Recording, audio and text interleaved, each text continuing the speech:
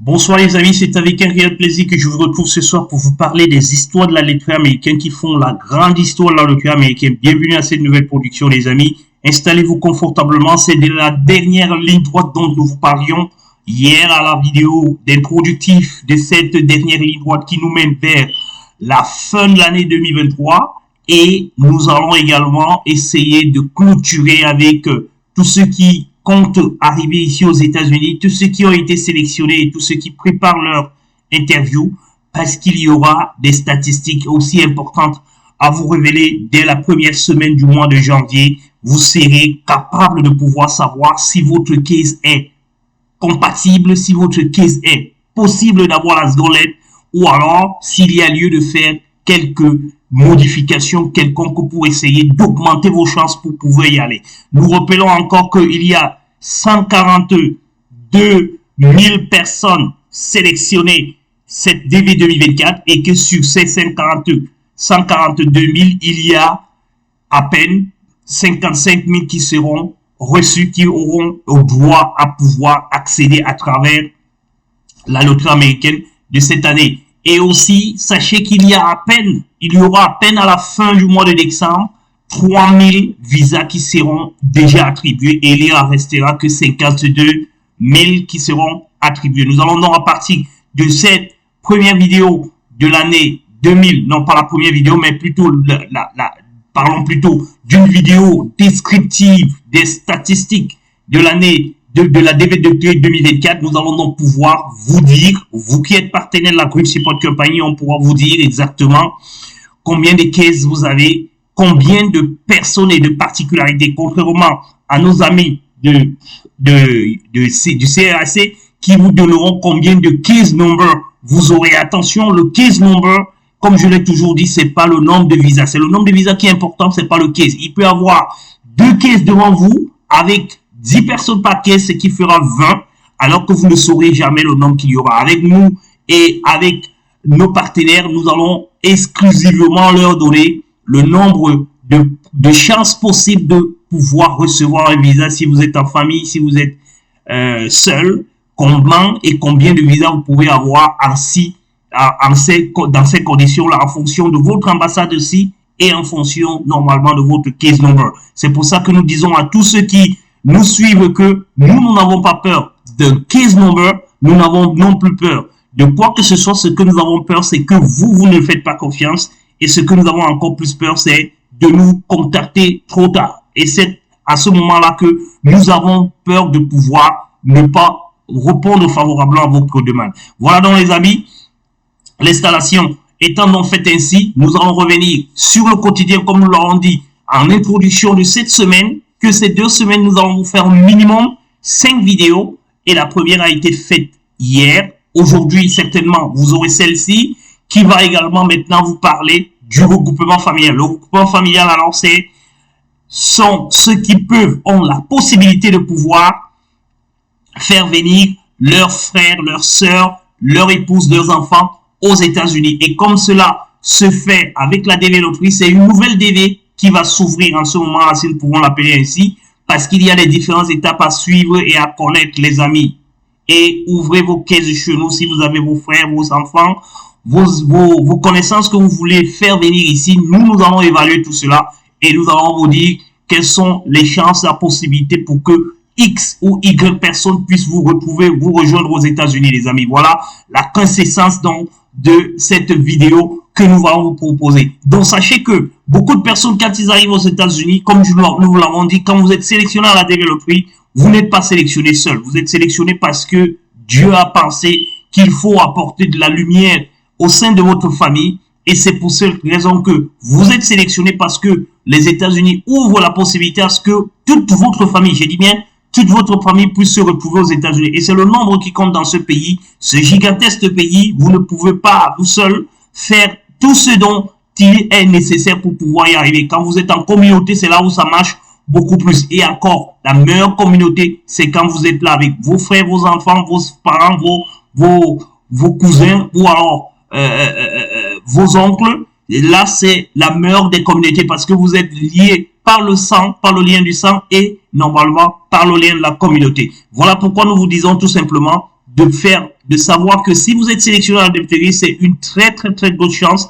Il ne faut pas lessiver sur cette chance-là. Il faut à la limite faire un maximum d'efforts de pouvoir valider déjà ce visa qui va ouvrir droit à plusieurs autres visas. Parce que beaucoup, quand ils arrivent ici, ils rentrent dans l'armée parce que l'armée est la porte la plus rapide pour avoir la nationalité américaine. Et dès que vous avez la nationalité américaine, vous pouvez faire venir vos frères, vos sœurs, vos parents, vos enfants, votre épouse. Si vous n'êtes pas marié, vous pouvez vous marier. Et sachez que si vous vous mariez avec une femme qui détient déjà, ou alors si vous êtes un homme, vous détenez déjà des enfants, ces enfants deviennent automatiquement les vôtres. Si vous êtes marié à un homme qui a déjà des enfants, sachez que ces enfants deviennent les vôtres. Donc, quand vous faites une demande de regroupement familial, vous faites une demande globale pour tous ces enfants qui vont normalement vous rejoindre aux États-Unis. Et nous sommes là pour pouvoir vous faciliter cette étape-là. C'est pour ça qu'il y a, en tout et pour tout, il y a 12 étapes à respecter selon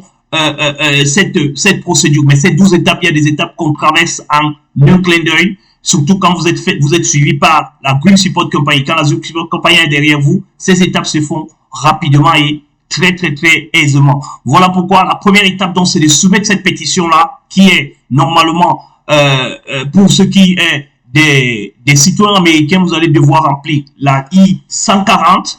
Et pour ceux qui sont en la résidence permanente, vous êtes appelé à remplir la I-130. Sachez donc que pour les résidents permanents, vous ne pouvez pour le moment que faire venir votre épouse et vos enfants de moins de 21 ans, non mariés naturellement, des enfants non mariés et vos épouses de moins de 21 ans. Ce sont eux qui sont qualifiés pour les résidents permanents. Et pourtant, quand vous passez ici et que vous passez par la porte la plus proche qui est l'armée, vous avez la possibilité d'avoir la nationalité. Dès que vous avez la nationalité, les portes sont ouvertes à tous vos frères et sœurs, à vos parents également, à vos femmes, à vos enfants, à votre femme, j'allais dire, et à vos enfants pour pouvoir rejoindre votre mari. Et cela, les visas ne sont pas limités. Et pourtant, pour les résidents permanents, il y a une limitation chaque année.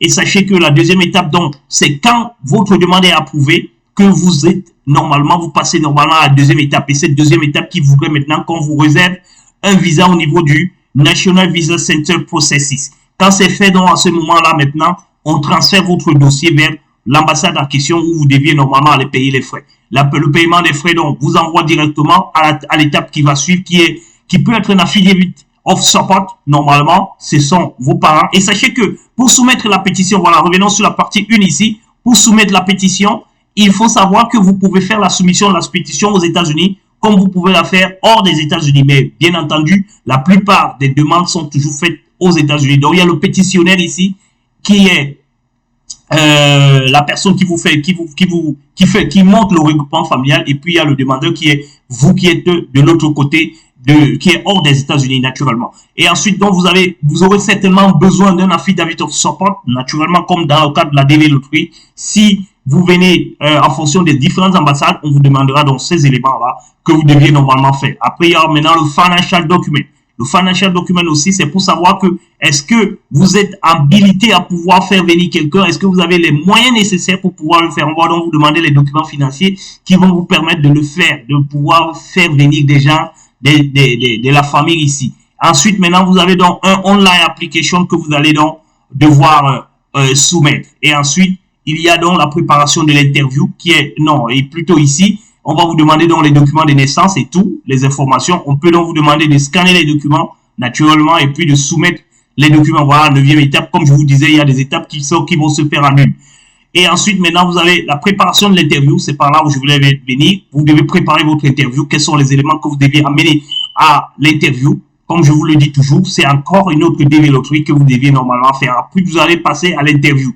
L'interview également, il y a un certain nombre de choses à faire. Et enfin, maintenant, après l'interview, qu'est-ce qu'il y a lieu de faire? Sachez donc que toutes ces informations et toutes ces étapes pour que vous puissiez normalement atteindre ce sommet, ces étapes-là, vous deviez normalement mettre suffisamment du temps nécessaire pour leur conduite de ces informations. Et nous sommes là pour vous accompagner, pour vous montrer étape par étape quelles sont les différentes choses qu'il faut éviter. Et comme nous vous le disons, dans cette vidéo, nous allons vous dire, pour clôturer la vidéo, donc nous allons vous dire quelles sont les choses qu'il faut éviter. Déjà, la première chose, c'est à quel moment, répondre à la question de savoir à quel moment je dois soumettre la demande de regroupement familial. À quel moment il faut soumettre la demande de regroupement familial? Parce qu'il faut qu'elle soit validée d'abord ici par le KCC, pour le dire ainsi, par le KCC ici, avant de transmettre votre dossier au niveau du National Visa Center. Et cette validation par le KCC rentre donc dans votre record pour s'assurer que vos enfants sont-ils nés après votre interview, sont-ils nés avant votre interview, est-ce que vos enfants existent déjà dans le système dans votre record, dans le système du KCC. Voilà les questions que le KCC va essayer de piloter tout autour avant d'envoyer votre dossier au niveau du National Visa Center et vous envoyer une notification pour vous dire que vous avez une mise à jour. Allez regarder un petit peu comme ça se passe au niveau de la DV Lottery. Et cette fois-là, on va donc vous dire que vous avez le droit. On a réservé quelques visas pour vous, pour les membres de votre famille dont vous avez cité avant. Sachez donc que si vous n'avez pas joué avec vos enfants et que vous n'êtes pas passé à l'interview avec vos enfants, il faut savoir qu'aux États-Unis, c'est la continuité qui compte. Ce n'est pas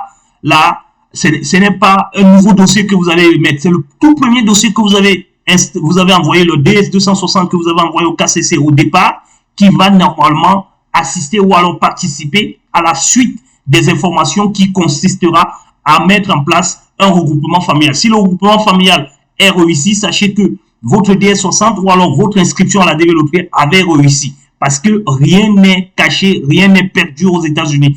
Toutes les informations que nous mettons dans nos systèmes sont toujours là. Et ensuite, il faudra répondre à la question de savoir quels sont les moyens nécessaires pour pouvoir appliquer. À quel moment je dois appliquer pour que ça puisse aller. Comme je vous l'ai dit, pour les résidents permanents, vous avez des limites, vous avez des visas limités par an.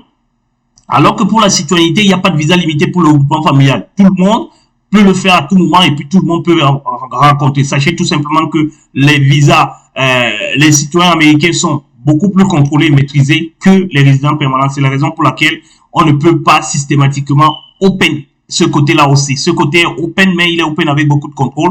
Il y a un maximum de visas qui sont réservés par an. Si ce n'est pas le cas, on va vous reconduire à l'année qui va suivre. Voilà donc l'information, Seigneur, que je voulais vous partager avec vous en ce qui concerne cette partie. Il y a beaucoup d'informations qu'il faut donner en un seul. Sachez tout simplement que l'inscription à la DV Lottery est la fondation de votre avenir, l'avenir de votre famille aux États-Unis, passant par la DS260 que vous avez installée, passant également par votre immigration, votre intégration, j'allais dire, ici aux États-Unis, les métiers que vous allez faire, le boulot, les déclarations d'impôts que vous allez faire, tout cela participeront à la construction de cet édifice qui est l'édifice familial pour que je me retrouve aux États-Unis avec toutes mes familles. Quelle joie de vivre qu'un Africain, par exemple, ou alors un Européen se retrouve avec un certain membre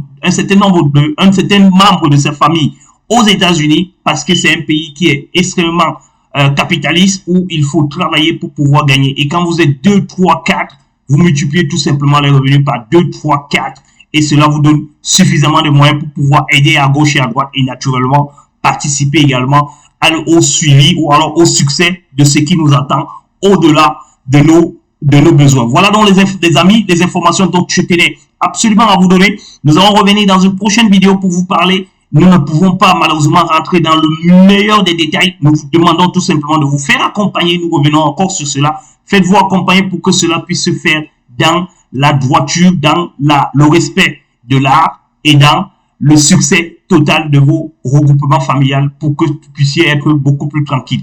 Comportez-vous en leader, comportez-vous en homme réfléchi pour que vous puissiez vous retrouver ici avec les vôtres et pour que vous puissiez avoir la possibilité également de pouvoir gagner plus parce que quand vous êtes nombreux, vous gagnez plus comme je vous le disais. Voilà donc les informations dont je tenais à vous dire. Nous allons revenir également sur les visas qui sont réservés par l'emploi. Par l'emploi, avant d'arriver au niveau de l'éducation, nous allons vous parler de l'emploi. Quelles sont les chances que vous pouvez avoir d'être embauché par une entreprise qui est installée aux États-Unis? Est-ce que si votre frère vient aux États-Unis et qu'il ouvre une entreprise, quelles sont les possibilités, les probabilités pour qu'il puisse vous recruter au sein de sa société et vous enlever de votre pays d'origine pour les États-Unis? Cette opportunité, cette probabilité, elle existe aussi, mais il faut connaître comment est-ce que ça va se passer. Voilà un peu la prochaine vidéo que nous allons vous présenter, nous allons vous proposer. Elle sera là. Et sachez que nous allons revenir dans les détails, les amis, sur la fameuse vidéo que nous allons vous proposer par rapport aux données sur AC que nous allons analyser minute by minute. Nous allons vous donner le nombre de trous, le nombre de vides, le nombre de probabilités, à quel moment il y a plus de vide, quelle est la fourchette où il y a plus de vide sur les données CAC de l'année de la DV Loterie 2024. Nous allons revenir sur le moindre détail pour vous donner également la possibilité, la probabilité pour que tout le monde chez vous puisse pouvoir revenir aux États-Unis par d'autres moyens que la DV Loterie. Voilà donc les amis, en commentaire, nous serons là pour essayer de vous donner les informations moins détaillées ou alors les informations dont vous n'avez pas suffisamment compris, mais suivez la vidéo, lisez-la à plusieurs reprises pour pouvoir comprendre ce que nous voulons dire dans le fond et non, dans le fond et sur la forme, nous serons là pour vous accompagner si vous avez besoin de nous. Et aussi pour finir cette fois-ci, sachez également que ici, vous aurez toujours l'information quand il faut que vous l'ayez parce que nous sommes là pour produire pour vous, nous sommes là pour vous donner la possibilité de pouvoir comprendre mieux le projet dans lequel vous vous êtes lancé. Et n'oubliez surtout pas de liker, de partager et d'inviter vos amis à pouvoir suivre parce que vous leur donnez un service majeur. Bonsoir.